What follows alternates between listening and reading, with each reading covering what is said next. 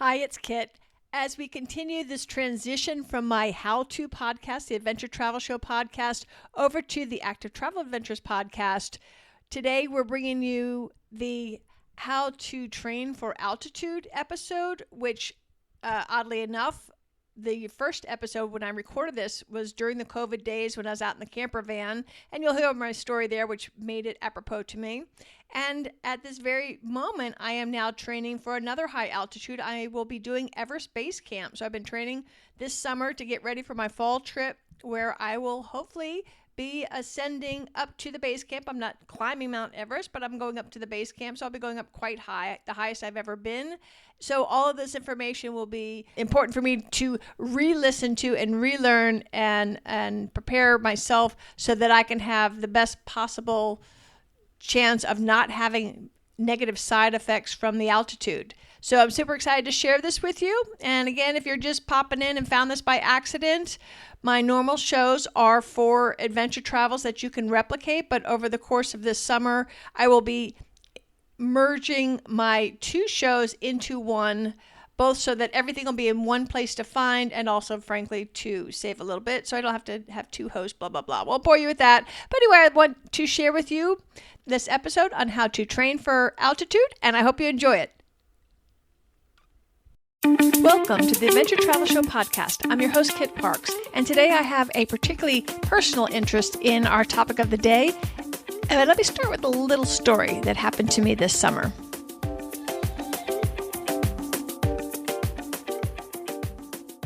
Last August, my camper van Sophie and I were cruising America in search of adventure. I found myself in the Bighorn Mountains with a beautiful boondocking campsite overlooking the rugged granite rock of the Bighorns.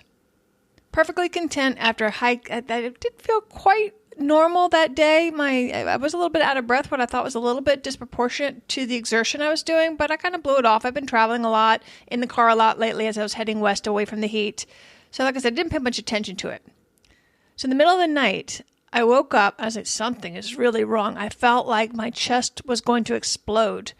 My heart was racing, and I had happened to have a blood pressure cuff monitor. So I put that on, and I was shocked to see that my normally low or normal blood pressure had skyrocketed up to over 170, over 100 and something. I don't remember what it was, like really, really like stroke level high.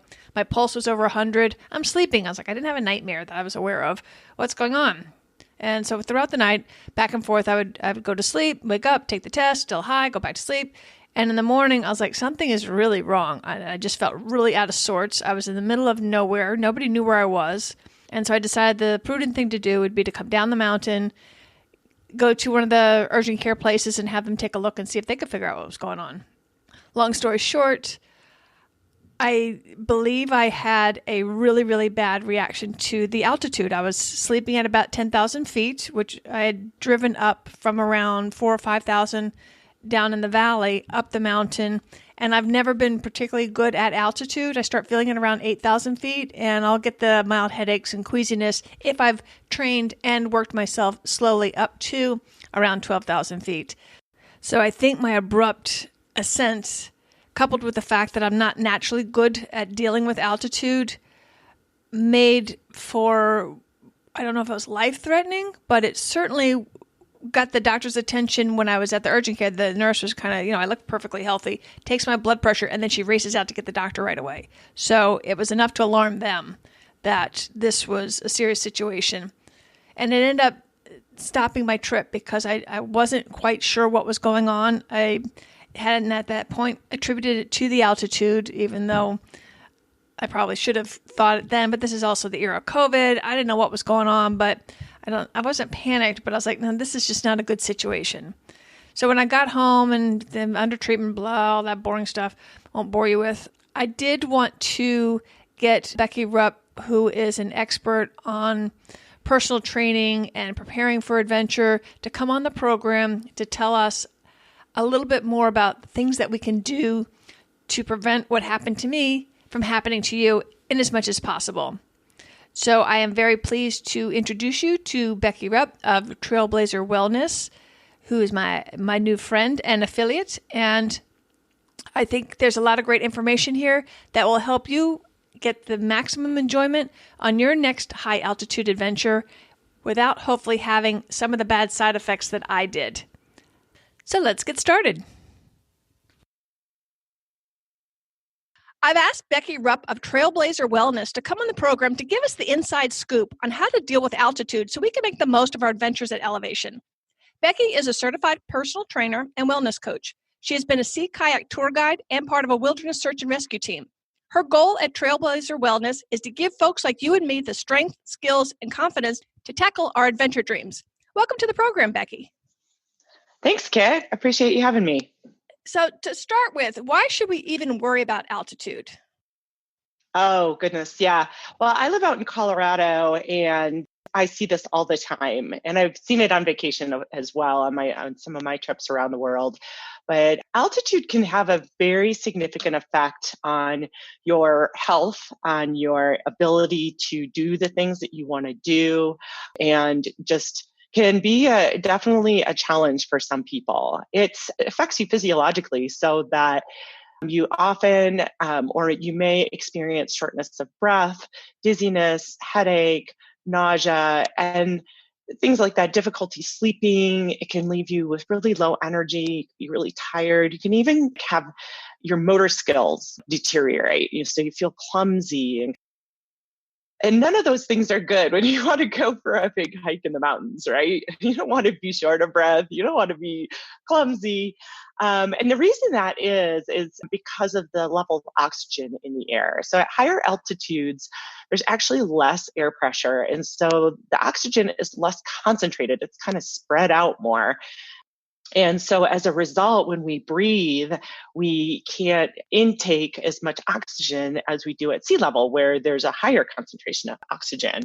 And so that's what leads to, a long cascading process that I won't get into the biology of it, but that leads to the shortness of breath, the headaches, the dizziness, and so on, that again can really make a difference in how much you enjoy yourself when you are at that higher level, which for most people, some people experience it at 5,000 feet or so. Many people, like 50% or so, feel some effects around 8,000 feet. And as you go up in higher elevations and altitudes, it just exacerbates. It's just more and more. And it's not even like incremental, it's exponential. So, going from 6,000 to 7,000 feet doesn't have as much effect as going from, say, 13,000 feet to 14,000 feet. So a lot to think about. Gotcha. In fact, when I was researching in preparation for today's show, I read that this is an ongoing problem with humanity. There was a Chinese text that they found in 30 BC where some guy wrote about the Big Headache Mountain that they believed to be the Killik Pass in the Kara Mountains of Pakistan, which is at about 28,000 feet or 2,600 meters. Of course, we don't cover that high of altitudes here, but I personally am one of the 8,000 foot people. That's where I start feeling it. I'll get a little nauseous. I'll get the headaches and such like that. We've actually covered a lot of, reasonably high altitude adventures on active travel adventures, such as places like Machu Picchu, which can get up to like 11,000 feet.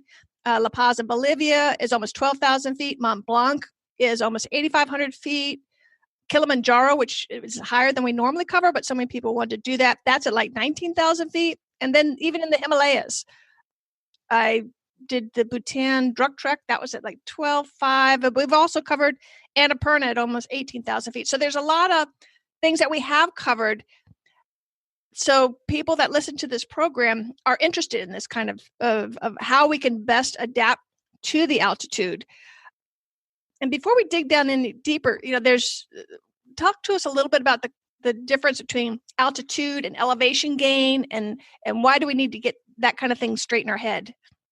So elevation is the physical kind of marker of a specific spot, and the altitude is a relative distance from sea level. So from that perspective, they're used interchangeably a lot. And, essentially, you can use them interchangeably, but usually you talk about a mountain being at X elevation, it's a fixed point, as opposed to altitude, which is kind of a relative measure. So altitude is the distance from sea level, whereas elevation we might refer to as the elevation gain today was 2,000 feet, or we descended 1,000 feet.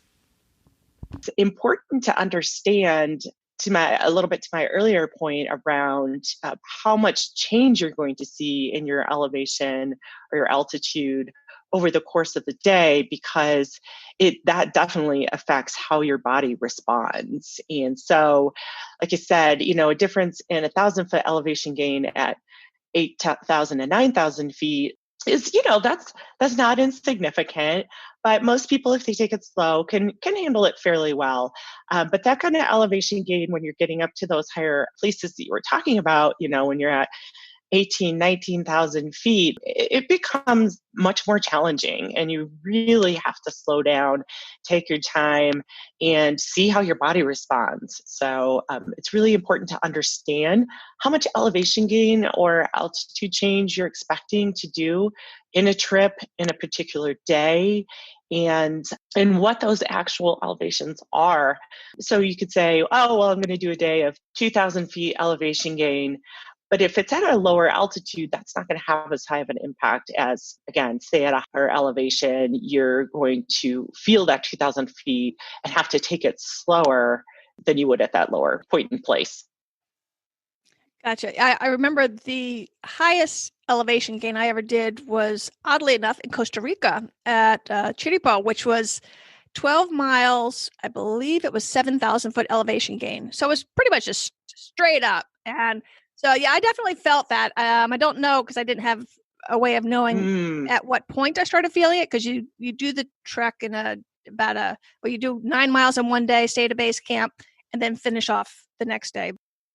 Like I said, I feel it. Like I said, I get the headaches, I get a little bit of queasy and all that. But I think a lot of times too, from what I'm reading, it could be dehydration as well. Can you talk about that a little bit? Oh, absolutely. Yeah, drinking water is huge. I usually tell folks, definitely drink water if you can tolerate it, and different people feel differently about carbohydrate enhanced drinks. Do a mix. So I like to alternate back and forth. So I'll have my water bladder filled with water, and then a water bottle filled with a drink that's got some carbohydrates in it. And that fluid intake is so important at higher altitude because of the way your cells react. Again, not to get too super geeky, but basically your body just needs more fluid to make up for the chemical processes that are going on in your body as a result of that lower blood oxygen, also known as hypoxia. So I have people come visit me in Colorado. I live at 8,000 feet, and everybody who stays at my house, you will go to bed with a glass of water, no questions asked. And I just tell people, drink, drink, drink all day long. Drink more than you think you can. It does help. It's absolute cure-all. There are still a lot of other things to consider and other ways to mitigate the reaction to the altitude, but drinking water is a huge thing. Right. And just when you think about it, if you're breathing heavier because you are exerting more, your breath has got moisture in it. So just by the very nature of it, you're losing more than you think you are. So if you think you're drinking plenty, you're probably still not drinking plenty if that's your normal at a lower elevation. Right. And, of course, there's variability in like humidity levels and things like that across the world at high altitude, kind of rainforest where we were in Peru when we did the Inca Trail to Machu Picchu, is a very humid environment. But here in Colorado, it's very arid, and that takes even more of that out of you. And you don't even realize it because you don't really sweat necessarily, but it's just evaporating and it's so dry that, yeah, you just really have to drink a ton of water. And not all mountains are necessarily cool too. How does heat affect Right. all of this? Oh, absolutely. And then, yeah, when you throw in heat and the effect that has on your body as well, then it just, again, it's a compounding kind of impact and effect on your body. So it's just really important to be very careful, very thoughtful, pay attention to your body and what it's telling you, because it'll tell you that it's time to slow down. Don't wait until you're thirsty to drink, though. That's the one thing you don't want to wait for your body to tell you, oh my God, I have to have water now. You just keep it going. So how soon will we feel symptoms?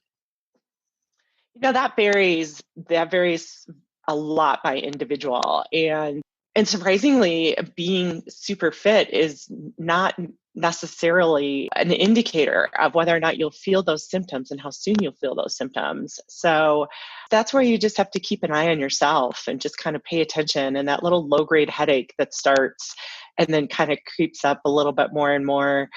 For me, one of my first times staying at altitude, I had trouble sleeping. And I thought, I didn't realize it was the altitude. I just thought, oh, I'm in a new place. I was actually in Leadville in Colorado. Strange bed, just got here, excited to go skiing, all that kind of thing. But night after night, just had a really hard time sleeping. And this was when I was super fit. I was in my late 20s and running every day or biking every day, but it still hit me. I'm going to use me as an example, take advantage of your professional advice. Now, do I have a permanent set point of 8,000 feet, or is that my head, or does it change with time? Or talk a little bit about that. There are different ways to mitigate that or to address that. When you start to feel it is a very personal thing, but it is not an absolute set point. If you live at that altitude for a period of time, your body will adapt. It can take weeks though. So it's not like, usually we, suggest that people arrive at the higher altitude at least a few days before they're going to do activity. That being said, your body isn't necessarily going to fully adapt at that, over that course of time, but it will give you a better chance. So if you lived at 8,000 feet or even 7,000 feet for, say, a month, then you could probably tolerate 8,000 feet better or 9,000 feet better because your body will adapt and your red blood cells will start picking up. You'll get more red blood cells. You start picking up more oxygen. Generally, not everybody gets used to it and adapts, but many people just adapt over time, and then your body's set point kind of resets, if you will. Now, we talked a little bit about the symptoms that you can have, but it can also lead to a real serious problem. How do we know when it's time to say, okay, we got to pull the plug on this activity, that this is dangerous? Talk a little bit about that. Sure. Acute mountain sickness is extremely serious. It is deadly. There's a pulmonary altitude sickness and a brain altitude sickness. And basically, it's when fluid builds up for the pulmonary, the lungs, in the lungs, and you can't catch your breath even after resting. You are coughing up, fluid, things like that. Your skin color is going to start to change as your body is just really starting to shut down, and you must get down immediately. You have to go to lower altitude. And again, this is where paying attention to your body makes a difference. Hopefully you will never get to the point where you're at that point. Your headache would make, and just shortness of breath in general. If you're paying attention to those symptoms earlier and saying, you know what, this isn't the day for me, I need to go back down lower. Hopefully you can avoid those symptoms altogether for acute mountain sickness, because that is really serious.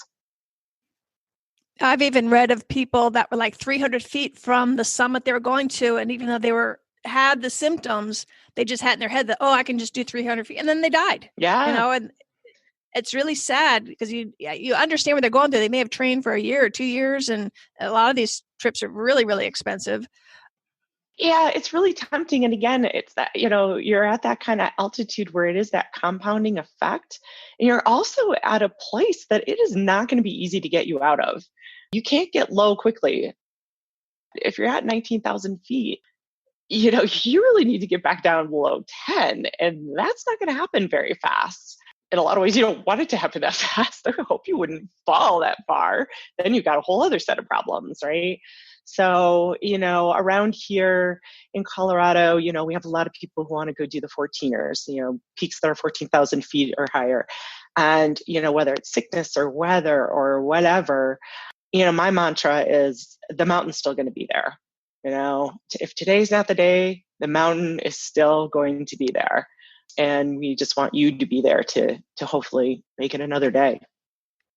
Yep. Now, you had mentioned about the two different kinds of the edema. We talked about the pulmonary with the shortness of breath. The cerebral, I understand that's confusion.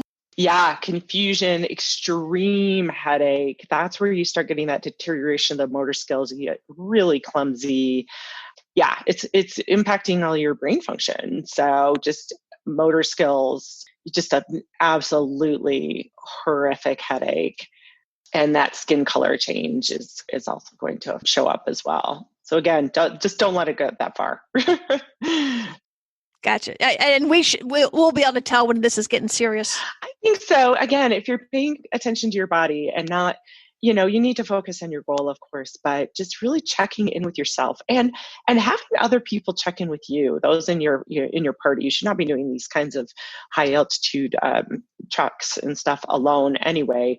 So, sometimes it can be hard to tell for yourself. So have a buddy system and have check in with each other. Hey, how you feeling? You look like you're struggling a little bit. You look like you might have stumbled a few more times there. What's going on? And just looking out for yourself and looking out for your other people with you. Interesting. And something else I found in my research about the cerebral edema is that it affects men and women equally, but the pulmonary one is much more common in males, which I thought was interesting. I actually didn't know that. So that is interesting. So if it's mild, though, can we treat those symptoms? I mean, is there any problem popping a vitamin I or anything like that? Yeah, actually, you can take ibuprofen in advance to help kind of get your blood ready for the lower oxygen concentration. You can definitely take it. Well, I'm not a doctor, so I'm not going to give medical advice, but it is one of the things that is prescribed. And ibuprofen or acetaminophen actually both have a positive impact. Diamox is a prescription drug that is sometimes people take, and that you do need to get from your doctor. And definitely be aware of any other medications that you're taking, any influence those medications could have on your function. And it's definitely one of those situations where you want to talk to your doctor before you go. If you have any health conditions, heart issues, asthma, diabetes, check with your doctor and just spend some time figuring out like what's the influence. Even things like blood pressure are definitely influenced. And then blood pressure medication adjusts for your blood pressure, but when you're at a different elevation, that can kind of change up the mix as well. Gotcha. I know before Bhutan, the doctor prescribed, I don't have the bottle anymore to know what it was. And I assume it was for altitude or the symptoms of the altitude. And I didn't have any issues there. And of course, and I'll get a little bit later, what I did ahead of time, we're going to talk about that to help train, knowing that I had issues, and that was going to be like 12.5. So what kinds of things can we do to prevent? We talked about plenty of water, possibly taking some pills. What are some other techniques that we could use? Eating snacks with carbohydrates. Your body needs to access that energy very quickly to keep the engine going. Another thing is don't drink alcohol. Alcohol actually has a bigger effect at altitude. So again, it's that exponential effect of drinking at altitude is just going to make everything that much harder. And there are canned oxygens. Of course, at certain mountains, they have, you can take supplemental oxygen on the actual trek up the mountain. But there's also little like cans of oxygens that you can carry with you and use for a little pick-me-up. I've heard kind of mixed reviews on those, but they are pretty convenient. They're fairly lightweight. And if you are just thinking you might just need a little extra boost, then that's an option. In some of the mountain towns, they have oxygen bars where you can like sit with a nasal cannula and have some extra oxygen. That's, again, just kind of like sitting around town. And another thing is sleeping at a lower altitude or sleeping in an environment where you do have supplemental oxygen. So in Cusco, when I was there, my husband and I stayed in a hotel. And Cusco's, I think it's over 11,000 feet. And several of the hotels there do pumps supplemental oxygen into the rooms at night, which again helps you with that sleeplessness, right? That difficulty sleeping, because with that enriched oxygen, it helps your body get more rest, which is going to prepare you better for getting up on going and, whether it's hiking the Inca Trail or whatever. But then it also just, again, supports your system, your overall, with having more oxygen to start with when you start your day. And I read that once you get above 8,000 feet, that you should try not to go more than 1,000 feet or so more each day. Is that correct? Or can you clarify that a little bit? Yeah, I mean, people kind of, that's definitely recommended. Most people will go a little bit more than that. You can go up and then back down. It's the sleeping is really a key part of this whole thing. So, Everett Base Camp, you hear about, people go up to a certain altitude and then they come back down lower to sleep. And then they go up higher and they come back down lower to sleep, and at Kilimanjaro, I believe they do that too. It seems like, why would you go to all that extra effort? That, again, that oxygen level for sleeping is really key. And so you might gain 2,000 or 3,000 feet in elevation on a hike one day, but if you come back down and sleep at that lower altitude, then you should feel okay. I mean, it's going to be tiring, and again, you still need to watch yourself, but it's that sleeping 1,000 feet and coming back to that point that's really critical. Gotcha. You mentioned briefly about pre-existing conditions. Can you address the ones that are potential problem areas? Well, sure. Yeah. Anything that that impacts your breathing and your lungs, right? So asthma, heart issues, the cardiopulmonary system, anything that affects that is something to keep an eye out for sure. High blood pressure, any, COPD, anything like that. And not that you would necessarily be super active with some of those conditions, but there are plenty of people who are. You just need to, again, consult with your doctor and just find out what the recommendations are, what some limitations are, and symptoms to look for to be careful. And again, a personal question. How about blood pressure? Yeah, and blood pressure too. Yep. Again, any of those cardiovascular, pulmonary, which is pretty much your whole body, right? But, I guess there are certain things that may not be impacted. But if you have any kind of medical condition and you're expecting to do a strenuous trip at altitude, you should definitely consult with your doctor.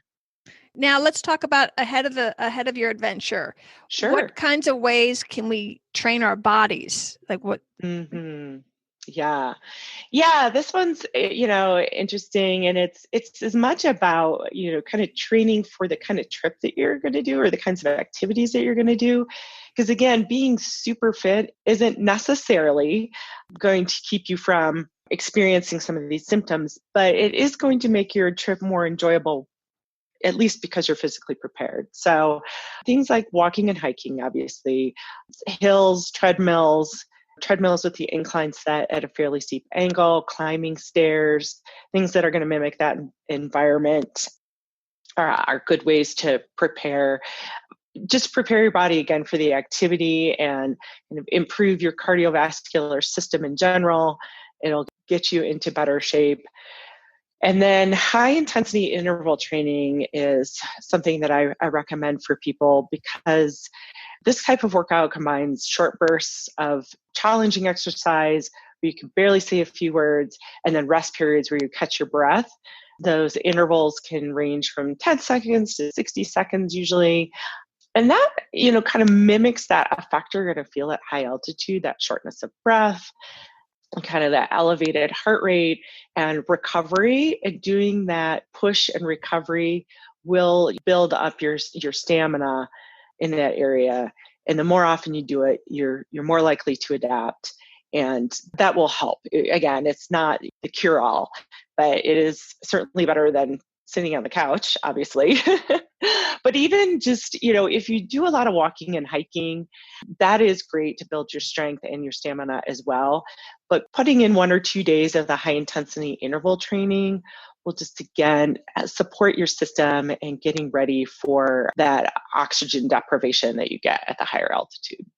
Great. Now, can you share with us that, and I'll put these on the website, some examples and maybe some videos so that people could see exactly what we should be doing?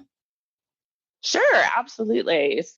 The other thing that some people may feel like they could or skip on is some strength training. That's not necessarily, specific to altitude, but it just, is really beneficial for preparation. It makes your muscles more efficient. You won't fatigue as quickly. And it's especially beneficial for women as we get older, as we all are, to just build up that muscle strength and give you that balance, that confidence, and again, that efficiency that will help you along the way. So I usually recommend that people do that 2 or 3 days a week and focus on their lower body and their core for stability, especially, and then a few upper body things as well. You want those to be strong as well, so that you're feeling pretty, at least, pretty solid when you're going uphill.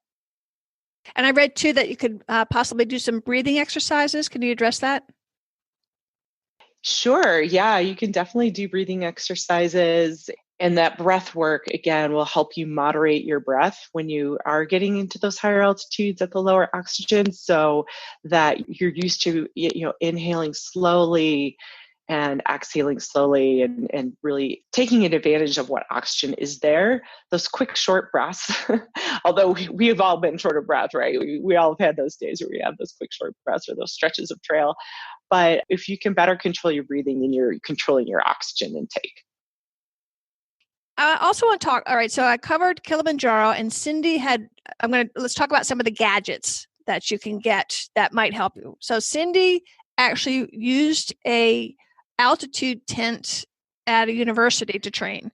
So I assume that is a high-tech thing that most of us would have that as an option.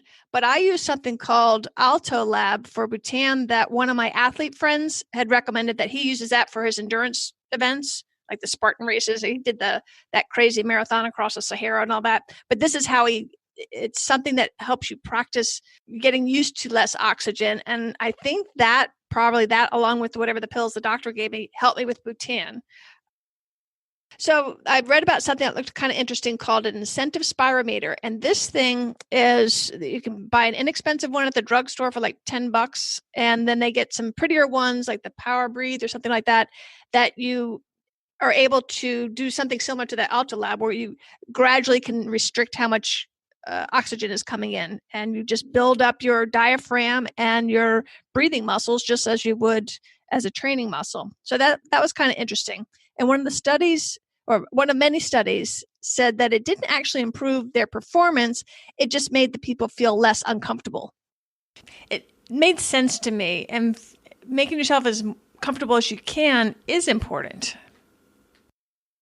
That's important. Yeah. Again, that's what a lot of this training is about, right? Again, like I said earlier, it's not necessarily that strength training and some of these other things is going to mitigate the symptoms, but it will make you better able to cope and more comfortable, more confident, just you're better prepared physically and mentally to just kind of say, oh, okay, I noticed that I'm feeling, lightheaded. That probably means I need more oxygen. So I need to slow down my breathing so I can take in more oxygen with each breath, and just pace myself so that I can continue to move forward. And that practice of listening to your body and knowing when your body's at its limit and knowing when to keep going and knowing when to back off is really important at altitude. I read something I found interesting. Remember, there's a distinct difference between what it feels like to be breathless and what it feels like when you're working too hard. So if you practice differentiating between the two, by the time you are at elevation, you're going to be able to tell whether you're feeling breathless or if you need to back off your exertion level. Yeah, exactly. Yeah, that's the whole kind of knowing your body and listening to your body, for sure. So another thing I learned about was a hypoxic mask, which basically you look like you're about to rob somebody. Can you talk a little bit about that? Those masks are hooked up to a machine that also generates the mix of air that simulates altitude, what the air you're going to breathe at altitude. It's an Alto Lab has a different approach, but a similar concept. Like it's not just breathing through a straw. It's actually got some filters or some different things in it to simulate the lower oxygen content. The more advanced machines and tools actually alter the mix of the oxygen in the air. And yeah, and sleeping in a tent, a high altitude simulated tent, they're very expensive options. The Alto Lab is much more affordable, but the masks and the tents and such they're fairly expensive, and you know they require a fair amount of investment of time as well. So it's just something to consider. If you have the means and you're concerned and you've spoken with your doctor and they recommend it, then by all means go for it. Most of us probably aren't going to be dropping $3,000 for an oxygen tent. Let's talk about a less expensive means of training. Let's talk about breath holding drills. Are they any good? You know, that's something I'm not that familiar with. And so I wouldn't necessarily recommend it. I feel like more of just, again, like the exercise and pushing your body and that sort of thing is really where you're going to get the benefit of both the physical adaptation of your muscles in addition to the adaptation of your lungs.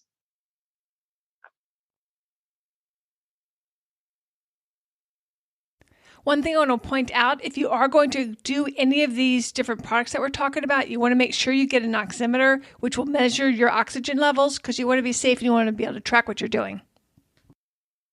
One thing I did find also in my research is that, you know, a lot of people think that training at the altitude, which makes sense, will help them, but there was an optimal level.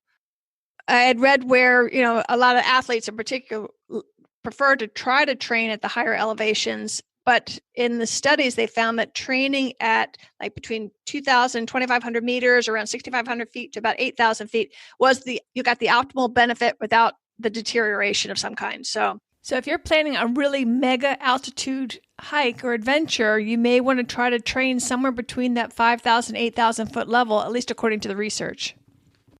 Move to Denver. Yeah, yes. Yeah, Denver, or also remember Flagstaff too. Flagstaff. Santa Fe. Yep. Yeah. Right there in the sweet spot, Santa Fe. Yep. Kind of right through this middle spine here of the Rockies. Yeah, all beautiful places to go train too, right? Wonderful places to go train. Yeah, absolutely.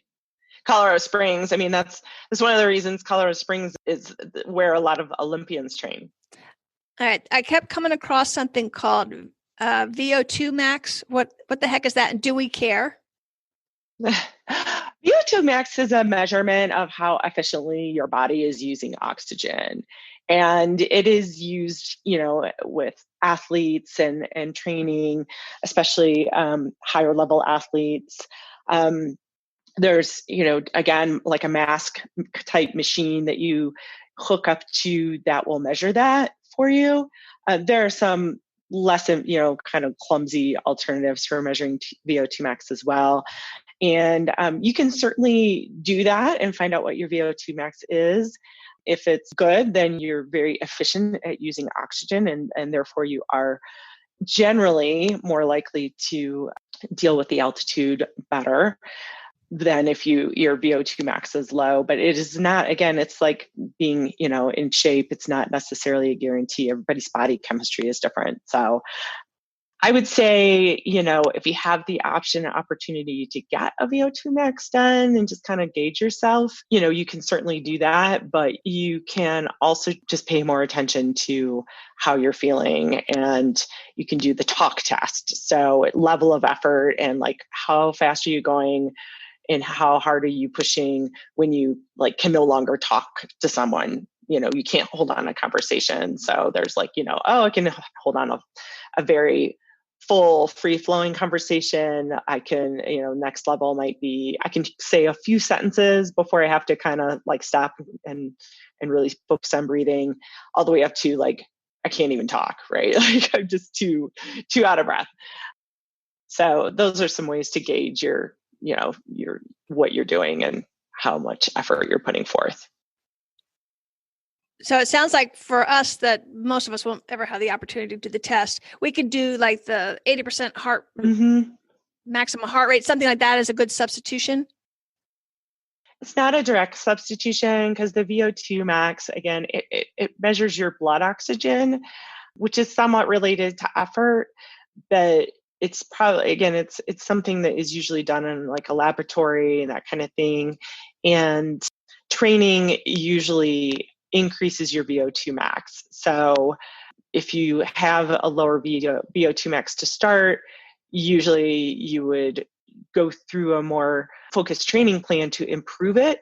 So if you're training, then chances are you're going to be improving your VO2 max, which is what you want to do. So you basically, knowing that starting point, unless you're regularly measuring it, may or may not have that much influence on what you ultimately do for your training. I know we're getting down the weeds here a little bit, but one thing I did read was that the max you can get to when you're up at altitude is about 10 to 15% of regular. So no matter what you do, you're never going to be able to create that same level as you would at a lower altitude. Yeah, right. Yeah, basically. It's just the human body. So I guess what you're saying, Becki, is that no matter what we do, we're never going to be like the porters of Nepal, right? Well, and again, your body adapts when you live at that higher altitude. Why do you think those porters can like do all that amazing stuff? Well, because they live there and their body has adapted, and they not only that, their whole, their bloodline, right, literally has adapted to this over generations. A few weeks at altitude will help, but you're still not going to be at the advantage and be able to like run up the mountains like I watched our porters do on the Inca Trail. I was like, oh my gosh, these guys are just like practically sprinting up the hill, and it's almost 13,000 feet. But that's where they live. That's what they're adapted to.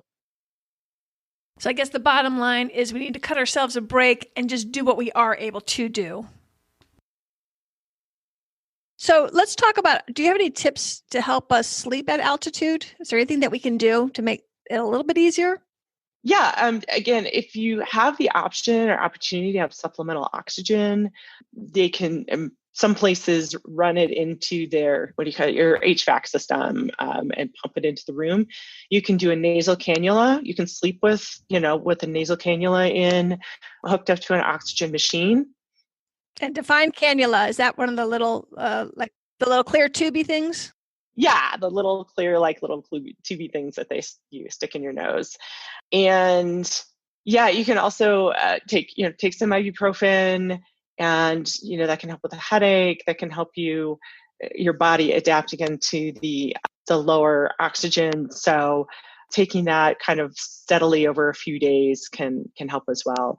The sleeping, I'm not a great sleeper, which again is the reason that I didn't necessarily think about it when I was not sleeping well at altitude the first time I experienced it.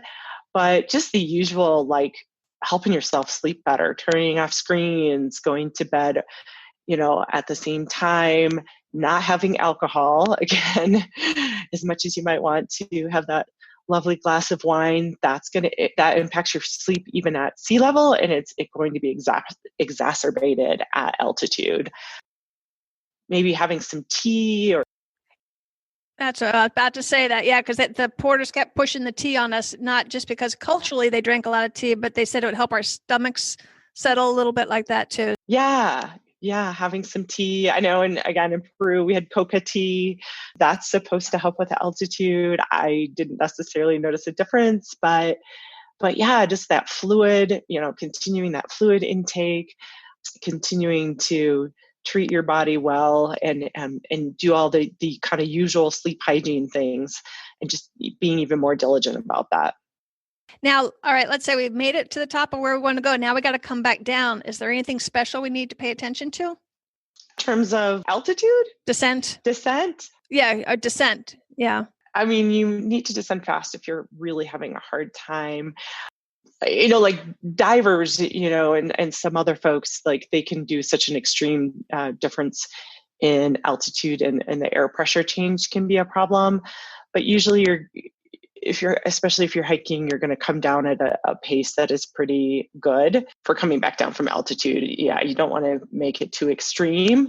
That's why, for example, their cabins are pressurized, because a severe change in altitude can also be problematic. But again, if you're hiking or, even biking, chances are you probably aren't going to drop so much altitude that it's going to be a problem. Now, is there anything that I should have asked you about going on adventures in the altitude that I forgot to ask you? Yeah, I guess maybe just a few more tips about like before you go, and just kind of planning to be there a few days in advance. Really avoid like flying in, like people do this all the time. They fly into Cusco, which is at 11,000 feet, and hop on the Inca Trail from sea level. And that is just a recipe for disaster. It's a recipe for misery. And I see it in Colorado too. People fly in from altitude, they land in Denver, they jump in the car, and they, drive up to 10,000 feet and they go skiing. And that is just extremely hard on your body. So, just build in those couple of days to let yourself adapt and get acclimated. It really does make a difference. On a lot of the adventures I cover, there's alternate trails. And so even though it's going to be more expensive and it's going to take you more time off of work, try as much as possible to take the longer day trails, like going up to Kilimanjaro. There's multiple paths, and some zip you right up. Those people have more problems than the people that take those extra couple of days to get up the mountain. Absolutely. Yeah, absolutely. That is so, so true. Yeah, going up slowly and gradually, trying to avoid those big changes in elevation, sleeping at the lowest elevation you can. Those are all things that are going to just make your trip more enjoyable. You may survive, hopefully you will survive, but you want to make the most of this trip. It's a trip of a lifetime, right? So yeah, like you said, taking those extra couple of days, maybe doing an alternate route, maybe taking a fewer miles each day that you can enjoy it. It's going to make a big difference for you, especially at altitude. So definitely take your time, enjoy it, prepare in advance. And then, again, if you get there and it's just not happening, like you're just really miserable, enjoy what you can, and don't push it too hard. It's not worth it. Becki, there's one thing we didn't discuss, and that's the actual gear we'll be using. Let's talk about that for a minute. Well, one thing I definitely recommend for people is to wear the shoes or boots that they're going to be wearing on the trip, and get those several months in advance so you can get used to them. And then the pack as well. Like if you're backpacking, or if you're wearing a pack, even a day pack, just loading it up with the things that you anticipate to wear and use on the trip, and use that for at least 1 or 2 training sessions or training hikes per week, especially if you're going to be doing a multi-day hike. Then I would, if you're doing a multi-day hike, work up over time so that you can do 2 days back to back at roughly about the mileage that you're expecting to do within the few weeks before your trip. So start your training, I ideally say 6 months out so you have time in case life happens, busy schedule, injury, those kinds of things come up, right? Unexpected things with work. That gives you a little cushion or wiggle room. And also by starting 6 months out, you can add your activity at smaller increments, and that reduces your chances of injury and having problems. So, if you're a couple months out, then you're certainly doable. You still want to add your mileage and activity gradually. But if you can start 6 months out, that's even better again, so you have some time to adapt. Good advice. All right, before we sign off, how about telling us a little bit about Trailblazer Wellness and what kinds of things you do, and maybe share some success stories with us? Oh, sure. Yeah. So I started Trailblazer Wellness. I've been a personal trainer for a while and a health coach, wellness coach. And I also love to travel. Like I mentioned, I've been to Machu Picchu, I've been to Europe, South America, other places in South America. And, I've seen that people are not necessarily ready and that they struggle and then they're not able to enjoy their vacation. So in fact, on the Inca Trail, we had a guy who was just miserable. And I was like, wow, that's really such a shame. I didn't know what his training plan had been, but I've seen firsthand, and even in Colorado, that people can really struggle. So I thought, it would be great to help people get ready so that they can really enjoy it. And then I worked with a client here locally, actually, who was planning a big trip, and she had just retired, had been working, focused on work and all that for many years. And even though she was, relatively active, this was going to be a little bit bigger undertaking for her. And so we worked together to, really up her fitness level with her strength and her stamina. And she went on the trip and came back and she's like, I'm so glad I did all that. I was really able to not just keep up with the group, but just really feel good through the whole trip. And I was like, okay, I think I'm onto something here. And so I've been working with folks and doing the coaching and still do personal training in person as well. But I also do virtual coaching with folks to get them ready for their trips. So it's a lot of fun. So they can reach out to you and do something with you online. Yeah, absolutely. Like these days that's more common, right? So we really work together on a personalized training plan. It's highly personalized based on, the individual's lifestyle and the tools they have available and the things that they prefer to do. You might have to do some things you're not crazy about, but or I would recommend that you do things if you're doing a specific venture. But I really work with people to tailor it so that it's enjoyable as possible, because that's what really keeps people going, right? Nobody wants to go out and be miserable every day. Even if you're getting ready for your dream trip, you want to make it fun and make it enjoyable and make it manageable and really get people to where they want and need to be so that they can make the most of it. So I just talking about whenever I've gone on an adventure that I didn't properly train, I loved it. However, my body was dead at the end of the day. But when I followed the training I was supposed to do, I was tired at the end of the day, but more exhilarated. Both great trips. It just makes a huge difference in your personal satisfaction of the trip if you're properly prepared. Absolutely. And that is exactly why I took on this mission to get people trained before. People spend a lot of time, or I should speak for myself. I know that I and people I know spend a lot of time finding the right trip, booking the hotel, booking airfare, planning the itinerary. But different people may or may not spend as much time physically preparing for the trip.